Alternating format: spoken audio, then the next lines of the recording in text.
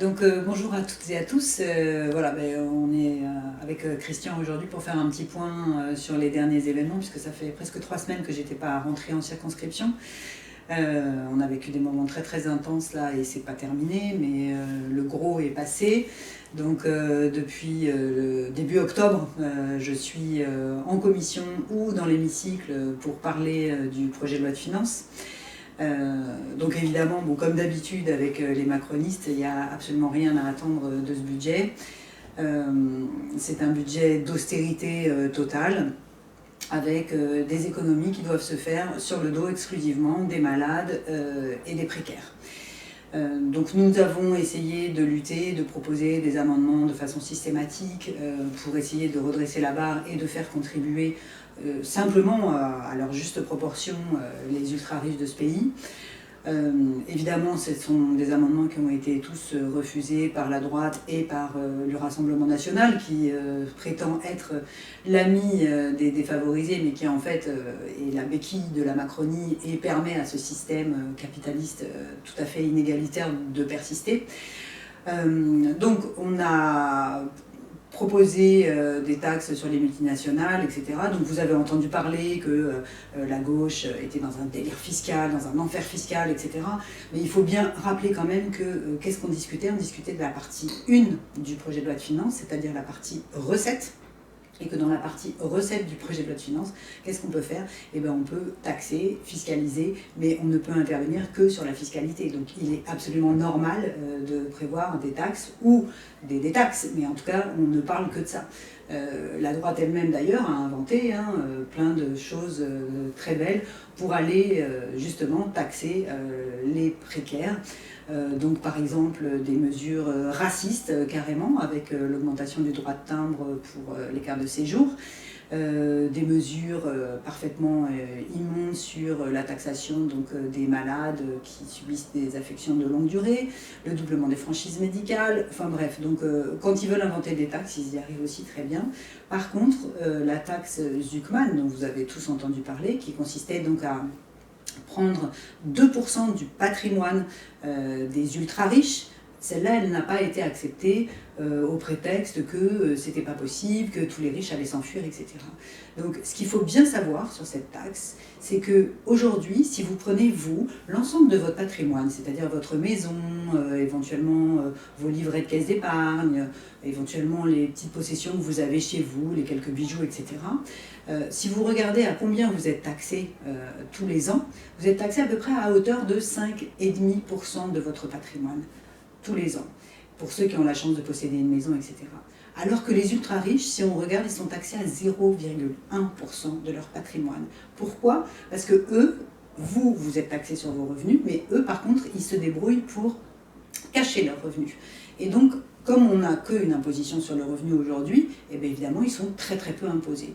Donc ce qu'on voulait, nous, c'est simplement de dire que une fois que le très riche a été imposé, l'impôt sur les sociétés éventuellement, etc., si ça n'atteint pas au moins 2% de son patrimoine, il faut aller chercher ce complément. C'est pour ça qu'on a appelé ça un impôt plancher.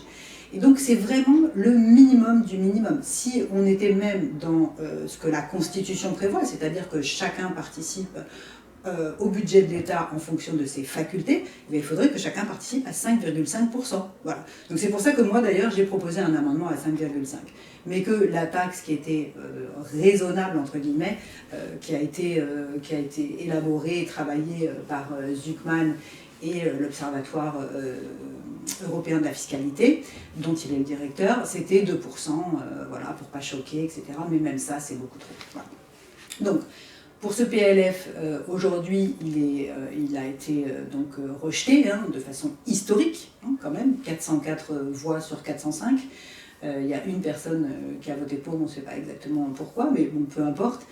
404, c'est-à-dire que tous les blocs politiques de l'Assemblée nationale, absolument tous, y compris les éventuels pseudo-soutiens de Macron, donc qui est vraiment seul pour le coup, ont voté contre. Donc c'est un résultat qui est tout à fait historique, et maintenant donc le budget est reparti dans sa version initiale au Sénat, c'est-à-dire que tous les amendements qu'on a discutés, etc., tout ça s'est mis de côté et c'est reparti au Sénat. Donc évidemment, le Sénat peut reprendre, hein, bien entendu, des mesures qui ont été...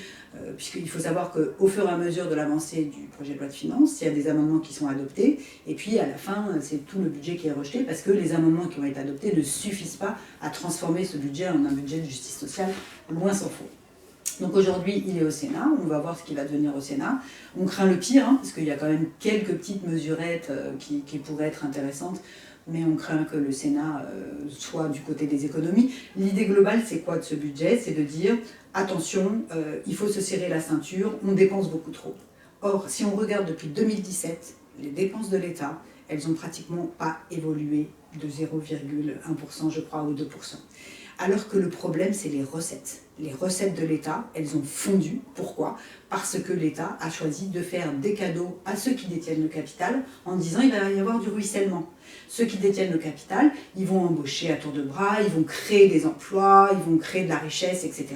Et ils vont créer des emplois. Qu'est-ce qu'on observe? On observe qu'en effet, on crée de la richesse. Et d'ailleurs, ce n'est pas les ultra-riches qui créent de la richesse, mais c'est bien les travailleurs qui créent la richesse. Et qu'est-ce qui se passe avec cette richesse? Elle est distribuée dans les dividendes et elle ne crée absolument pas d'emploi. Si les chiffres du chômage sont restés relativement corrects jusqu'ici, c'est parce qu'on a massivement intégré les apprentis dans les chiffres du chômage, qui sont aujourd'hui donc considérés comme des travailleurs. Et donc on truque un petit peu tous ces chiffres pour y arriver. Voilà. Donc le parti pris des macronistes, c'est de dire il faut absolument diminuer les dépenses, etc. Et nous, ce qu'on dit, la gauche et la France Insoumise en particulier, c'est qu'on dit ben non, on a un vrai problème de recettes et donc il faut aller chercher l'argent dans les poches des ultra-riches qui ont doublé leur fortune en quelques années alors que la pauvreté explose en France et on le voit très bien. Voilà, donc ça c'était pour le budget, donc on attend de voir ce qui va devenir au Sénat. Il faut savoir que sur la procédure qui est employée, donc les socialistes, soi-disant, ils ont obtenu une très grande victoire en demandant au gouvernement de ne pas se servir du 49.3, et on voit maintenant Hollande sur les plateaux télé qui demande au gouvernement de se servir du 49.3. Donc bon, on n'y comprend plus rien. Je pense que malheureusement il n'y a pas grand monde qui comprend quelque chose, y compris d'ailleurs dans le Parti Socialiste, je crois. Ils sont archi divisés sur plein de questions. Et donc on arrive à une procédure où de toute façon l'État se moque bien du monde, puisque même s'il n'utilise pas le 49.3, il y a plein d'autres articles de la Constitution qu'ils peuvent utiliser pour mettre fin au débat budgétaire s'ils ont envie, par ordonnance, par la promulgation d'une loi spéciale, etc. Puisqu'il y a peu de chances que le texte qui revienne du Sénat, il va y avoir donc une commission mixte paritaire qui va se réunir avec 7 députés, 7 sénateurs pour décider si la version du Sénat est compatible et qu'on peut la voter, qui est d'ailleurs une procédure qui interroge beaucoup au niveau démocratique, mais bon, c'est à huis clos, personne ne sait ce qui se passe, etc. Bon, bref. Et donc cette CMP qui risque de ne pas être conclusive amènera forcément à une réaction du gouvernement, on le suppose, on verra. En tout cas, la navette pourrait continuer, mais on verra comment ça se passera. De façon parallèle, donc, vous avez aussi entendu qu'il y a le projet de loi de finances de la sécurité sociale qui est discuté. Donc c'est pareil, c'est un musée des horreurs total, avec des restrictions budgétaires insupportables, moins 6 milliards pour les hôpitaux, c'est à peu près l'équivalent de 180 postes en moins par hôpital. Donc là c'est pareil, c'est une catastrophe absolue. Et on va voir ce qui va devenir. Et puis, il y a un troisième document dont je voulais vous parler, voilà, c'est ça, c'est le projet de loi sur la fraude sociale et la fraude fiscale, donc très rapidement. Moi, je vais être chef de file pour la France Insoumise sur ce projet de loi. Évidemment, il ne faut pas, comme d'habitude, la Macronie fait du marketing en fait, hein, mais par contre, il faut regarder bien ce qu'il y a dans le produit, parce qu'il ne correspond absolument pas à ce qu'il y a écrit sur l'étiquette. Hein. Lutte contre la fraude sociale et contre la fraude fiscale, il faut savoir que sur 26 articles, il y en a à peu près 20 qui ne concernent exclusivement que la fraude sociale, et 4 qui concernent, je crois, la fraude fiscale, et 2 qui concernent les deux. Donc, juste pour vous remettre un petit peu les pendules à l'heure, la fraude sociale, elle est estimée à peu près à 13 milliards par an. La fraude fiscale, elle est estimée entre 100 et 120 milliards par an.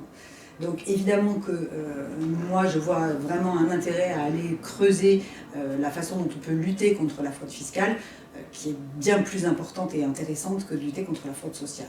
Donc voilà, donc moi je vais être chef de file sur ce texte et je vais surveiller de très près parce qu'évidemment il y a des choses absolument immondes dedans. Il faut aller scruter au millimètre la personne qui demande le RSA pour voir si vraiment elle y a le droit, pour voir si elle voyage ou si elle ne voyage pas, pour voir ce qu'elle fait avec son RSA. Enfin bon bref, c'est vraiment... aller chercher, j'ai entendu en audition le président de l'Assemblée des départements de France. Pour lui, le principal problème, c'est quand on verse le RSA à des familles dont les enfants sont placés. Enfin bon, bref, on va vraiment chercher des choses absolument immondes. Heureusement, ça ne figurera pas dans le projet de loi fraude, mais il a quand même tenu à en parler.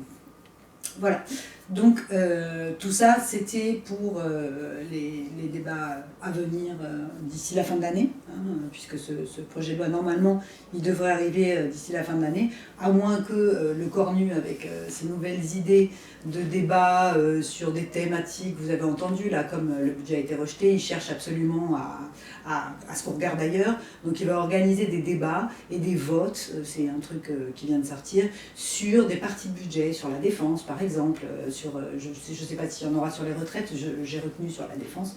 Donc on verra que peut-être ça encombrera en effet les débats à l'Assemblée et au Sénat et que donc on va devoir repousser vraisemblablement certains projets de loi qu'on devait examiner, comme si on avait le temps de repousser des projets de loi. Voilà, et puis écoutez, pour finir, un petit point sur la niche quand même.